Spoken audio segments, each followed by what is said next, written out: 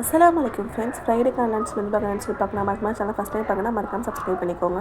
என்னோட ஸ்டைலில் 1 பாட் key rice எப்படி செய்து பார்க்கலாமா? இதுக்காக தாராளமாக நெய் சேர்த்துக்கலாம். கூட ஒரு பட்டை, ஒரு லவங்கம், ஏலக்காய் 3 சேர்த்துக்கலாம். ஒரே ஒரு ஸ்லைஸ் பண்ண வெங்காயம் சேர்த்துருக்கேன். கொஞ்சமாக கருவேப்பிலை சேர்த்து லைட்டாக வதங்கி வந்தால் போதும். இது கூட ஒரு கை நிறைய கொத்தமல்லி புதினா சின்ன சின்னதாக கட் பண்ணி சேர்த்துக்கலாம். காரத்துக்கு 2 பச்சை மிளகாய் சேர்த்துருக்கேன். 2 டீஸ்பூன் ஃபுல்லாக இஞ்சி பூண்டு பேஸ்ட் சேர்த்துருங்க. இஞ்சி பூண்டு ராஸ்மெல் போகிற வரைக்கும் லைட்டாக வந்துக்கலாம். அடுப்பை சிம்மில் வச்சு திக்கான 1/2 கப் தயிர் இது கூட சேர்க்கும் போது அரிசி நல்லா சாஃப்டாக குக் ஆகி வரும்.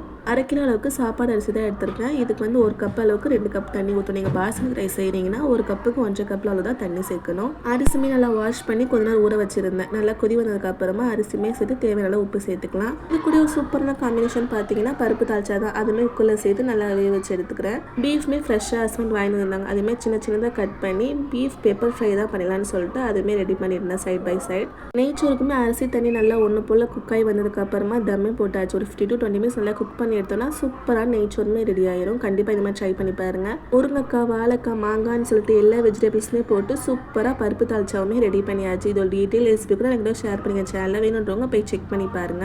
நெய்ச்சோத்துக்குமே தம் ஓப்பன் பண்ணியாச்சு. கடைசியாக ஒரு டீஸ்பூன் மட்டும் நெய் சேர்த்து நீங்கள் மிக்ஸ் பண்ணி எடுத்து நல்லா உதிரியாக சூப்பராக டேஸ்டியான கீ ரைஸுமே ரெடி ஆயிடுச்சு. இது கூட பெப்பர் ஃப்ரைமே ரெடி பண்ணிட்டேன் பீஃபில். இந்த லன்ச் மீல் எத்தனை பேருக்கு பிடிச்சிக்குன்னு சொல்லி என் கூட கமெண்ட்ல ஷேர் பண்ணிக்கோங்க. இன்னைக்கு உங்கள் வீட்டில் என்ன குக் பண்ணீங்கன்னு சொல்லுங்கள். இந்த வீடியோ புதுசாக மறக்காம லைக் அண்ட் சப்ஸ்கிரைப் பண்ணிக்கோங்க. பாய்.